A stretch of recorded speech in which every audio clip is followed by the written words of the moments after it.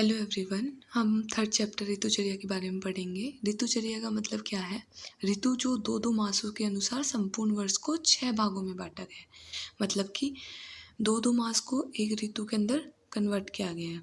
तो अब 6 ऋतुएं हमारी हैं और आहार विहार ऋतुओं के अनुसार कैसे करना है उसका वर्णन इस चैप्टर में किया गया है। अब हमारी 6 ऋतुएं हैं। अब 6 ऋतुएं कौन कौन सी हैं? शिशिर ऋतु, वसंत, ग्रीष्म, वर्षा, शरद, हेमंत। उनके अनुसार कौन कौन से महीने आएंगे? जनवरी, फरवरी जिसको बोला गया है माघ, फागुन, चैत्र, वैशाख, ज्येष्ठ, आषाढ़, श्रावण, भाद्रपद, अश्विन, कार्तिक, मार्गशीर्ष, पौष। इनके अकॉर्डिंग राशियों का भी वर्णन किया गया है कि मकर कुंभ किसकी है? शिशिर की। जो हमारी आगे की 3 ऋतुएं हैं, शिशिर, वसंत, ग्रीष्म, ये उत्तरायण काल में आती हैं और वर्षा, शरद, हेमंत विसर्ग काल में आती हैं। अब हम देखेंगे कि उत्तरायण क्या होता है। उत्तरायण क्या होता है? जब हमारा सूर्य उत्तर की दिशा में होता है उसको उत्तरायण कहते हैं। इसका दूसरा नाम आदान काल भी है। और ये सूर्य क्या होता है? इसमें आग्नेय होता है और बल का क्या करता है? हरण करता है, मतलब बल कम करता है। अब कौन कौन सी ऋतु उत्तरायण की थी हमने पढ़ा था पहले ही। शिशिर, वसंत और ग्रीष्म। शिशिर में क्या सा रस प्रधान होगा? तिक्त। और वसंत में कसाय और ग्रीष्म में कटु। अब हम आगे पढ़ने वाले हैं कि संपूर्ण वर्ष में क्या होते हैं? 12 महीने होते हैं, 12 मास होते हैं। 12 मास में 6 ऋतुएं होती हैं और 6 ऋतुओं में भी 2 अयन होते हैं। हमारे 4 पहर दिन का और 4 पहर रात्रि का मिलाकर क्या बनता है? एक दिन बनता है। और 15 दिन के अंदर क्या होता है? हमारा एक पक्ष होता है और 2 पक्ष के अंदर क्या होगा? एक मास। अब हमारे सुश्रुत जी क्या कहते हैं कि सुश्रुत जी ने बताया कि उनके मतलब उनका मतभेद था कि जो हमारी ऋतुएं हैं वो इस प्रकार है कि वर्षा, शरद, हेमंत, वसंत, ग्रीष्म, प्रावट। इस तरीके से है कि महर्षि सुश्रुत कौन थे? जो शल्य शास्त्र के आचार्य थे। और उन्होंने क्या किया था? शल्य शास्त्र के आचार्य हैं। दोषों के संचय, प्रकोप और प्रशमन दृष्टि में रखकर इस ऋतु कर्म को व्यवस्थित किया है। अब मतभेद का समाधान क्या है?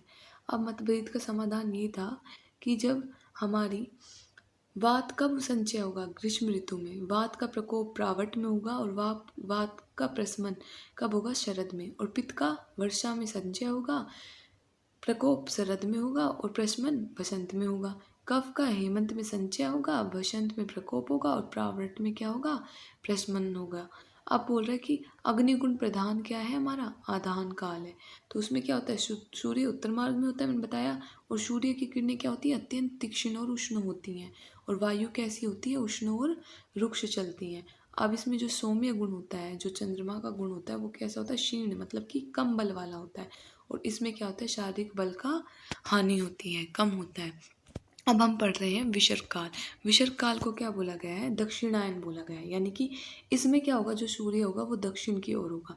अब इसमें कौन कौन सी ऋतु आती है? वर्षा, शरद, हेमंत।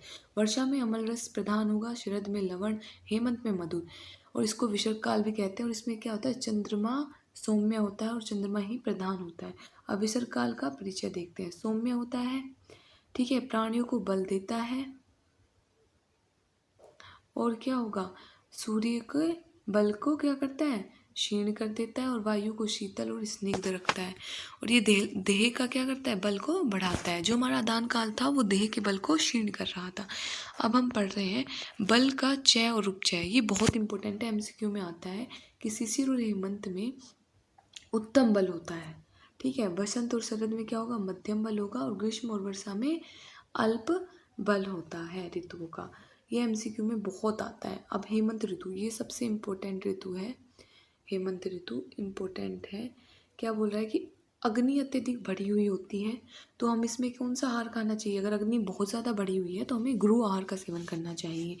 तो अब इसमें बोला है स्निग्ध आहार का सेवन करना चाहिए, जैसे मधुर, अमल और लवण रस का सेवन करना चाहिए। अब इसमें बोल रहा है वात घन तेलों से मर्दन करना चाहिए। जो वातों को हरता है उन तेलों से क्या करना है? मर्दन करना है, अभ्यंग करना है और दुर्दन करना है। अब मांस रस, मद्य और सुरामंड का सेवन करना चाहिए। गेहूँ, उड़द, गन्ने का रस, दूध का सेवन करें। अब यानी निवात उष्ण ग्रह, यानी कि ऐसा जहाँ पे गर्माहट हो, ऐसे स्थान पर हमें निवास करना चाहिए, रहना चाहिए, और हमें जेतांग स्वेदन कराया चाहिए। अब कई बार क्वेश्चन आता है कि जेतांग स्वेदन का वर्णन किस ऋतु में किया गया है। हमें पता होना चाहिए कि हेमंत ऋतु में किया गया है। अब शरीर की शुद्धि के लिए क्या करते हैं, उष्ण जल का पान करते हैं या फिर शीतल जल लें। अब शिशिर ऋतु क्या है, हमने भी बताया कि शिशिर ऋतु क्या थी, हेमंत ऋतु के बिल्कुल समान थी, लेकिन एक ही चीज़ में क्या होता है, डिफरेंस होता है। क्या कि रुक्षता अधिक हो रहने वाली होती है और अधिक स्निग्धकर व उष्ण द्रव्यों का सेवन करना चाहिए। और इसमें पता है काल का डिफरेंस आ जाता है, उसमें आदान काल था और इसमें क्या हो जाएगा हमारा, इसमें आदान काल था और उसमें क्या हो जाएगा, विसर्ग काल आ जाएगा हेमंत ऋतु में। अब वसंत के बारे में पढ़ते हैं।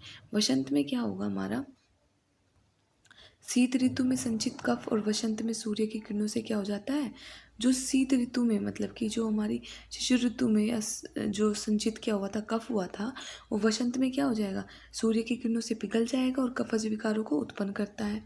और क्या करेगा, कफज विकारों को उत्पन्न करेगा तो मंदाग्नि हो जाएगी और फिर क्या करेगा, कफ का नाशक कर्म करता है।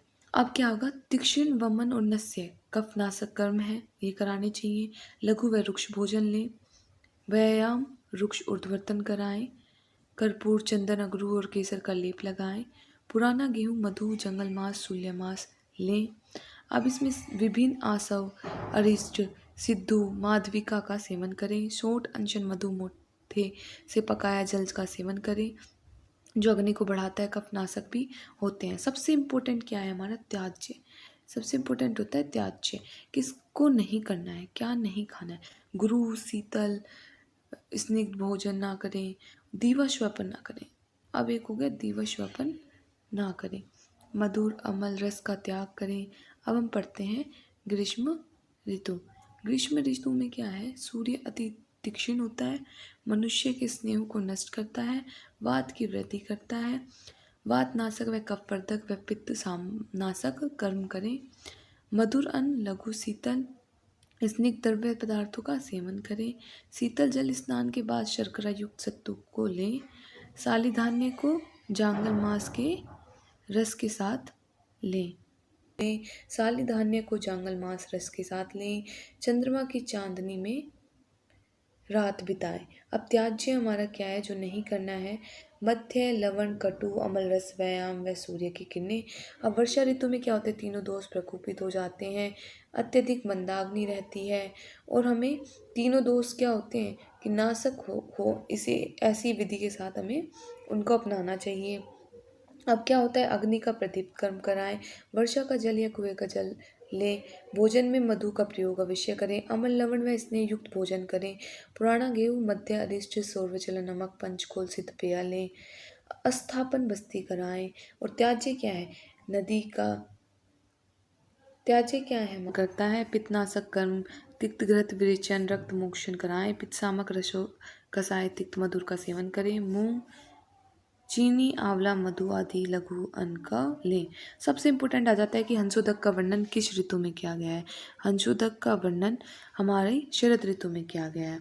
अब हंसोदक है क्या, सूर्य की किरणों से तप्त व चंद्रमा की किरणों से शीतल हुए पवित्र जल को हंसोदक कहते हैं। यह तो न तो अति रुक्ष होता है, न ही अति स्निग्ध होता है, यह तीनों दोषों को जीतने वाला होता है। अब बोल रहे हैं कि आचार्य ने इस जल को क्या बताया गया है, तारे की उपस्थिति, अगस्त्य तारे की उपस्थिति में ग्रहण करने को अति फलदायक बताया। अब पूछ सकता है कोई, अति फलदायक क्या बताया अंशोदक में, अगस्त्य तारे की उपस्थिति में उसको ग्रहण करने को।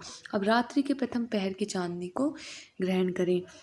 अब इसमें क्या चीज़ वर्जित है, ओस क्षार पेट भर खाना, दही तेल वसा धूप तीक्ष्ण मद दिवश्वपन और पूर्व दिशा की वायु। अब हम पूछते हैं कि ऋतु संधि क्या होती है। अब हमें पता है कि ऋतु संधि क्या है हमारी, कि ऋतु का अंतिम सप्ताह और ऋतु का प्रथम पहला सप्ताह यानी कि 14 डेज को संधि ऋतु संधि कहते हैं। इसमें जाने वाली ऋतु को चर्या क्रमश छोड़ते हैं, आने वाली ऋतु की चर्या को क्रमश अपनानी चाहिए। अगर मतलब कि हमें पदांशिक कर्म का पालन करना चाहिए। अगर हम इसका पालन नहीं करेंगे तो क्या हो जाएंगे, रोग की उत्पत्ति हो जाएगी। अभी सबसे इम्पोर्टेंट क्वेश्चन इसमें क्या क्या बन सकता है, आदान काल तथा विषुव काल में अंतर बताएं, शरद ऋतु का वर्णन करते हुए अंशोदक का वर्णन करें, हेमंत ऋतु तथा दोषों का संचय प्रकोप तथा प्रशमन का वर्णन करें। Thank you so much.